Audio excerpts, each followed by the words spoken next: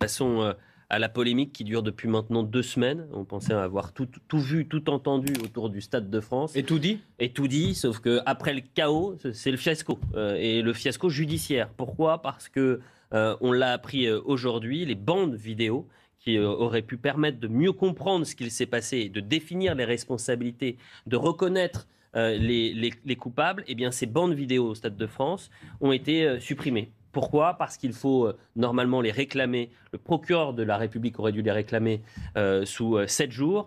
Elles n'ont pas été réclamées par le procureur de la République. Donc à qui la faute ? Est-ce que c'est de l'amateurisme ? Est-ce que c'est un choix politique ? C'est des questions qu'on va se poser tout au long de cette émission. On va d'abord regarder le sujet de Marie Conan et Adrien Spiteri qui nous expliquent un peu tout.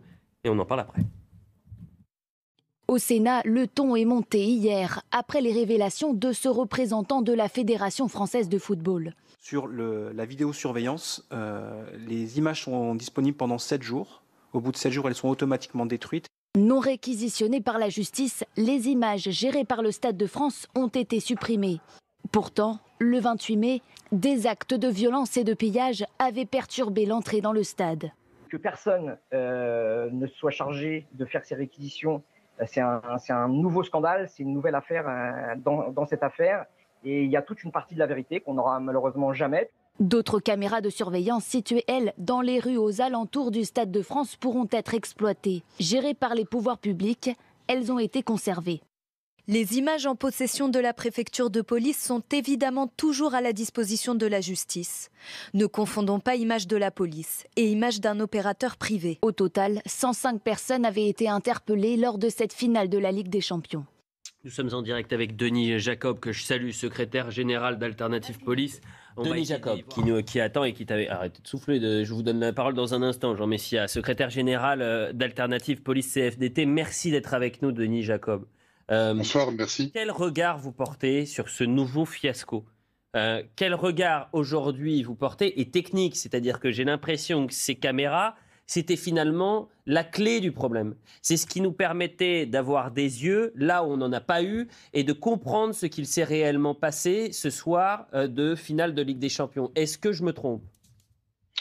Non, effectivement, et avant de... Enfin, moi, je suis pas là pour entrer dans le débat politique. Moi, je suis là pour vous dire ce que nous pensons en tant que policiers, parce que c'est avant tout la suppression de ces vidéos. C'est un échec pour l'enquête de police, déjà, afin de pouvoir clairement identifier aussi les délinquants. On n'est pas uniquement là pour mettre en avant ce qui s'est passé dans l'organisation du maintien de l'ordre et l'organisation de l'événement, mais aussi pour identifier les délinquants. Et l'absence de ces vidéos va nous empêcher d'identifier un certain nombre de voyous qui sont venus profiter ce soir-là de la désorganisation de l'événement pour agresser, pour voler. Moi, je constate une chose, c'est que le Stade de France a un règlement qui impose la suppression des vidéos au bout de 8 jours. J'ai pas entendu encore sur votre plateau parler de la RATP où les vidéos sont supprimées au bout de 72 heures. Donc, quand bien même le magistrat aurait fait son travail en temps et en heure, 72 heures pour avoir les vidéos de la RATP, c'est un délai très court. Et moi, je suis très surpris, alors que la loi prévoit un effacement des vidéos maximum au bout de 30 jours, que des sociétés privées fassent le choix d'un délai aussi court et que ça ne nous permet pas d'avoir toutes les vidéos à notre disposition en temps et en heure. Denis Jacob, vous pointez un élément essentiel. Hors Stade de France, on prend un cas pratique. Demain, je suis agressé dans un RER, ok ? Je suis sous le choc. J'ai évidemment des blessures, plusieurs personnes m'ont agressé, mais je mets 4 jours à finalement remettre les pieds sur terre. Je vais porter plainte sous 4 jours. C'est-à-dire que demain, si ça se passe comme ça, on n'aura pas accès aux vidéosurveillances ? Elles auront été détruites.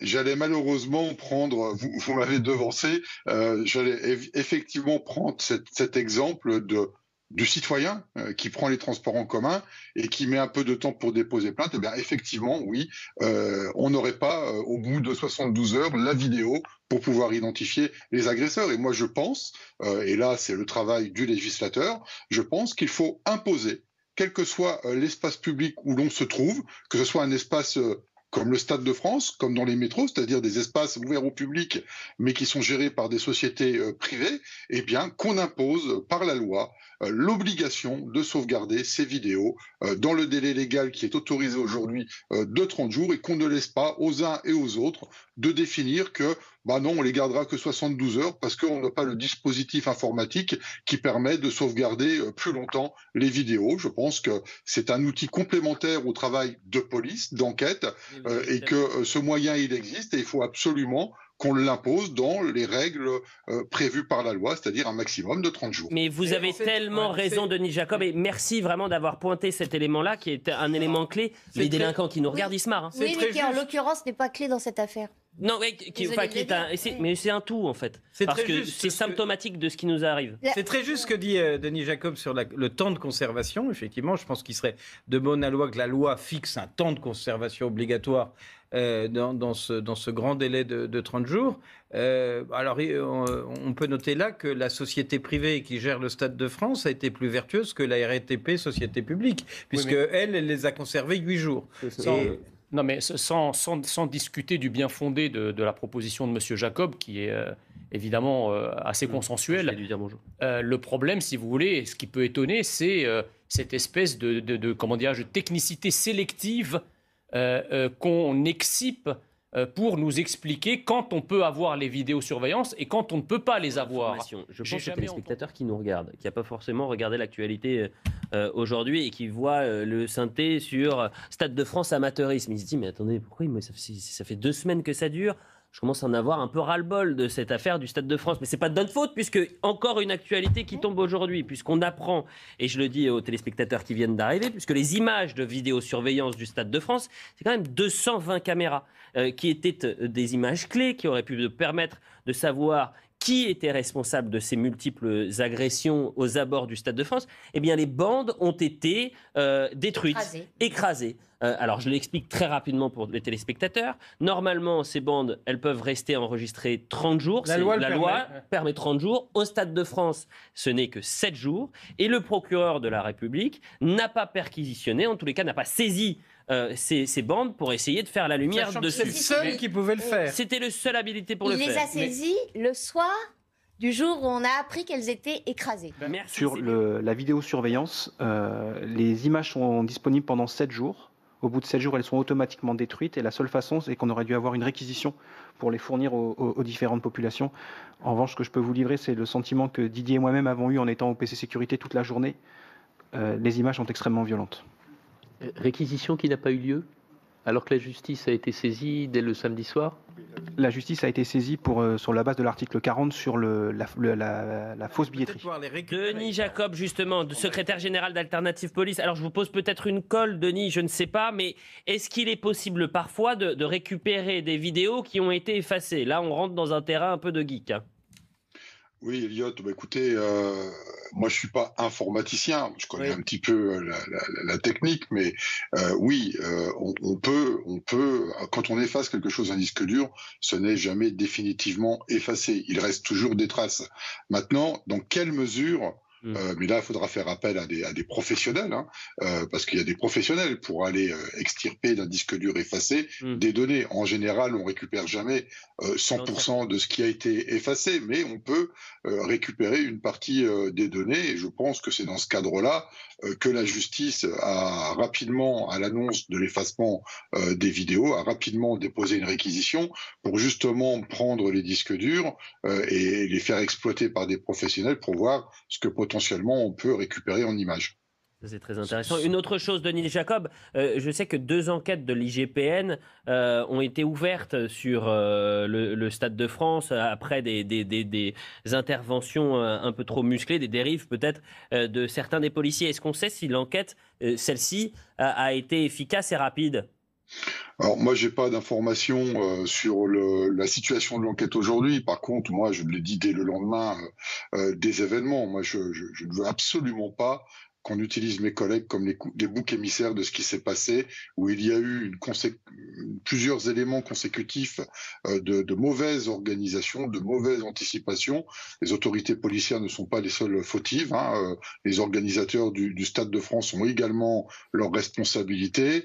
La grève RATP en fait partie également. Donc il y a tout un tas d'éléments qui fait qu'aujourd'hui, je n'accepterai pas qu'on fasse porter, excusez-moi l'expression, mais le chapeau uniquement à mes collègues, ou en tous les cas à quelques-uns d'entre eux, qui ont utilisé notamment le gaz lacrymogène, et que c'est dans ce cadre-là qu'il y a des enquêtes IGPN. Et je ne vais pas rentrer dans des explications techniques, mais l'usage du gaz... J'entends, mais vous savez, si je vous pose la question, c'est parce que Jean Messia disait avant la publicité, on a vu des enquêtes judiciaires aller très très vite, et que finalement la rapidité, l'efficacité, la rigueur d'une enquête judiciaire, eh bien parfois c'est à géométrie variable. Certes, et c'est à deux vitesses.